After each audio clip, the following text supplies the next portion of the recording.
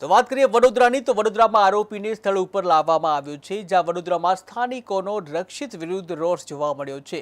આરોપીના પરિવારે પણ જે જીવ આપી દેવો જોઈએ, ત્યારે આરોપીને ફાંસીની સજા આપવી જોઈએ। આરોપી સામે માનવવધનો ગુનો પોલીસે દાખલ કર્યો છે। ત્યારે ટીવી સ્ક્રીનના દ્રશ્યોમાં તમે જોઈ રહ્યા છો, આરોપી રક્ષિત જે છે જોવા મળી રહ્યો છે। ઉલ્લેખનીય છે કે ડ્રિંક એન્ડ ડ્રાઈવનો જે કેસ સામે આવ્યો હતો, આ ડ્રિંક એન્ડ ડ્રાઈવના કેસમાં આરોપી રક્ષિતને લોકો દ્વારા માર મારવામાં આવ્યો હતો। રોષે ભરાયેલા લોકો દ્વારા તેને માર મારવામાં આવ્યો હતો। ત્યારે વડોદરામાં આરોપીને સ્થળ ઉપર લાવવામાં આવ્યો છે, જ્યાં ઘટનાનું રિકન્સ્ટ્રક્શન માટે સ્થળ ઉપર આરોપી રક્ષિતને લાવવામાં આવ્યો હતો। આરોપી રક્ષિતને સ્થળ ઉપર લાવતા જ મોટી સંખ્યામાં લોકોના ટોળા પણ જોવા મળ્યા હતા। ચુસ્ત પોલીસ બંદોબસ્ત સાથે આરોપી રક્ષિતને ઘટના સ્થળે રિકન્સ્ટ્રક્શન માટે લાવવામાં આવ્યો હતો।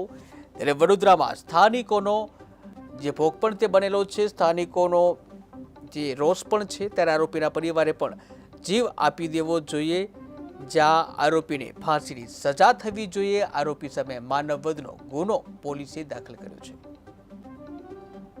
નામદાર કોર્ટમાં જ્યારે આરોપીને રજૂ કર્યો, ત્યારબાદ નામદાર કોર્ટે અમારી અરજી ગ્રાહ્ય રાખી અને દિન 1ના રિમાન્ડ મંજૂર કરેલા છે। રિમાન્ડના અંતર્ગત અમે લોકોએ એને આખો દિવસ કોને કોને મળ્યો, ક્યાં ક્યાં ગયેલ હતો આરોપી, એની તપાસ કરેલી છે। આખા રસ્તાના અમે ફૂટેજીસ કલેક્ટ કરેલા છે અને ઉપરાંત અમે લોકોએ એને કોઈ પણ ગુનાહિત ઇતિહાસ છે કે કેમ એની પણ ચકાસણી કરેલી છે।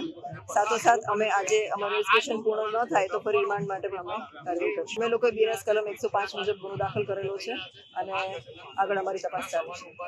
કે આજે આટલી જબરદસ્ત અકસ્માત થયો અને આજે આમ્રપાલી રોડની આગળ રોડ મધ્યે 10 વાગે કે જે અહીંયા ઘણા બધા સેંકડો લોકો અવર જવર કરતા હોય અને આવા નબીરા લોકો, લબરમુસિયા લોકો જેને કોઈ જાતનું ભાન નથી, કંઈ નથી, અને ડ્રિંક કરીને આવે કે ગમે તે આવે કે ગમે તેવી નશો કરીને આવે અને આ રીતના બિચારા જે ઘટના બની જાય અને જે ઘરની અંદર આજે 35 વર્ષના બેન બિચારા, મેં તો મારા અહીંયા ગેલેરીમાંથી મેં જોયું, બિચારા તળપતા હતા અને બચાવનાર પણ કોઈ નહોતું।